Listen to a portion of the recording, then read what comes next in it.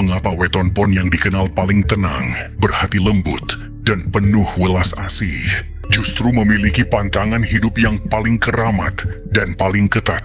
Mengapa anugerah kekuatan batin mereka yang besar justru bisa menjadi bumerang yang menghancurkan jika sebuah batasan dilanggar? Jawabannya tersembunyi dalam sebuah pitutur kuno. Leluhur kita tidak mewariskan larangan-larangan ini untuk mengekang, melainkan untuk membangun sebuah pagar gaib yang melindungi jiwa mereka yang halus. Sekarang kita akan membuka 7 gerbang pantangan keramat bagi Weton Pon. Setiap pantangan yang dilanggar tidak hanya mendatangkan kesialan, tetapi juga mampu membuat rezeki sirna dan karma datang seketika. Rahayu, rahayu, rahayu sagung dumadi. Assalamualaikum warahmatullahi wabarakatuh. Sugeng rawuh malih para sedulur kinasih di Kasepuan Luhur Raja Mantra, tempat kita bersama membuka warisan kebijaksanaan para leluhur Nusantara. Sebelum kita menyingkap satu persatu pantangan ini, marilah kita satukan frekuensi batin. Saya mengajak panjenengan untuk menekan tombol subscribe dan loncengnya sebagai tanda bahwa kita semua berkomitmen untuk menjaga dan melestarikan ajaran luhur ini. Sedulurku yang dimuliakan Gusti, Weton Pon dianugerahi sebuah energi batin yang sangat halus, tenang, dan memiliki kecenderungan spiritual yang kuat. Para leluhur mengibaratkan energi Weton Pon laksana emas murni atau sebilah keris pusaka yang baru selesai ditempa. Itu sangat berharga, memiliki kekuatan besar, dan memancarkan keindahan. Namun, seperti emas murni, ia juga bersifat lunak dan mudah tergores. Seperti keris pusaka, ia harus dirawat dengan benar agar tidak berkarat atau salah digunakan. Inilah mengapa leluhur memberikan pantangan.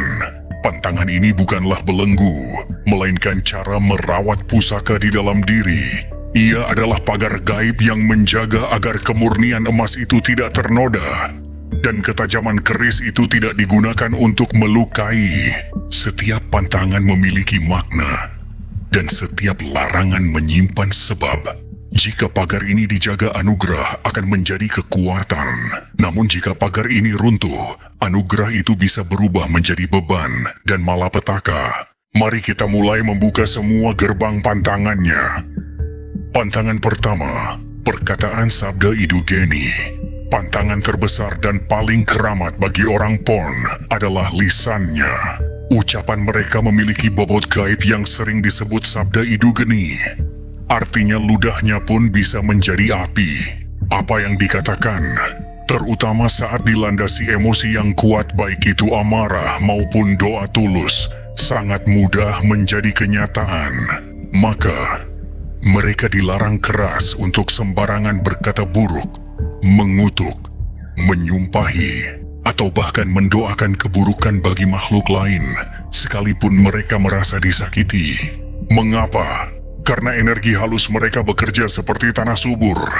Benih apapun yang ditanam dari ucapan mereka akan tumbuh dengan cepat. Jika yang ditanam adalah benih keburukan, maka buah busuk dari pohon karma itu akan jatuh menimpa kepala mereka sendiri terlebih dahulu. Wejangan leluhur, cangkem iku panggonane sengkolo. Mulut adalah pintu masuknya bencana. Maka bagi orang Pon, menjaga lisan adalah kunci utama keselamatan dan kelancaran rezeki. Latihlah untuk selalu berucap yang baik, atau lebih baik diam. Pantangan kedua, amarah api dalam sekam. Orang Pon memiliki sifat dasar yang tenang, sabar, dan teduh. Namun, kesabaran mereka ada batasnya. Pantangan kedua adalah, jangan pernah menuruti amarah hingga meledak dan melukai orang lain, baik dengan tangan, maupun dengan ucapan yang lebih tajam dari pedang. Mengapa? Leluhur menggambarkan amarah orang Pon bagaikan api yang membakar dalam sekam. Dari luar tidak terlihat, namun di dalam panasnya luar biasa. Sekali api itu menyambar keluar, ia akan sulit dipadamkan dan membakar hangus segalanya.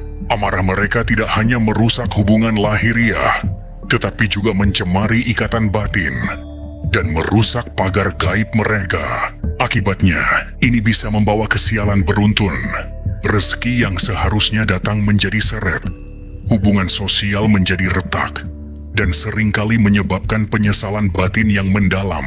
Wejangan leluhur, jika amarah mulai terasa, jangan dilawan dengan amarah. Pergilah berwudu atau basuh muka dengan air. Air adalah elemen penyeimbang bagi api. Belajarlah mengelola emosi, bukan dengan menahannya hingga meledak, tapi dengan mengalirkannya ke dalam doa atau laku spiritual. Pantangan ketiga, kemalasan dan pekerjaan haram. Pantangan ketiga berkaitan dengan laku kerja dan rezeki. Orang pun dilarang keras untuk malas dan menyepelekan pekerjaan. Mengapa? Karena energi mereka yang tenang. Terkadang mereka punya kecenderungan untuk menunda-nunda, berpikir terlalu lama, atau ragu dalam mengambil keputusan. Jika sifat ini dibiarkan, dia akan menjadi kemalasan yang akut. Bagi weton lain, kemalasan mungkin hanya memperlambat sukses. Tapi bagi weton pon, kemalasan akan mendatangkan akibat buruk yang lebih cepat. Kesempatan emas akan hilang, hidup menjadi stagnan, dan kesuksesan terasa menjauh. Selain itu, mereka sangat dipantangkan untuk bekerja di jalan yang penuh tipu muslihat, mengurangi timbangan, atau mengambil keuntungan dari penderitaan orang lain. Harta yang diperoleh dari jalan seperti ini tidak akan pernah berkah dan akan selalu habis entah kemana, seringkali melalui penyakit atau musibah.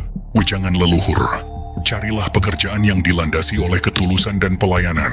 Sekecil apapun hasilnya, namun jika didapat dengan cara yang halal, maka ia akan membawa keberkahan melimpah bagi seorang pon. Pantangan keempat, kesetiaan dalam rumah tangga.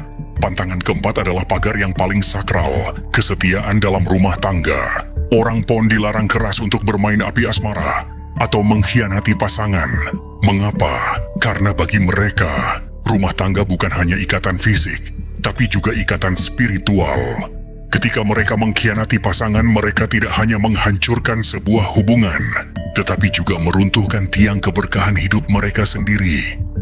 Berkah rezeki, ketenangan batin, dan perlindungan gaib mereka akan sirna seketika.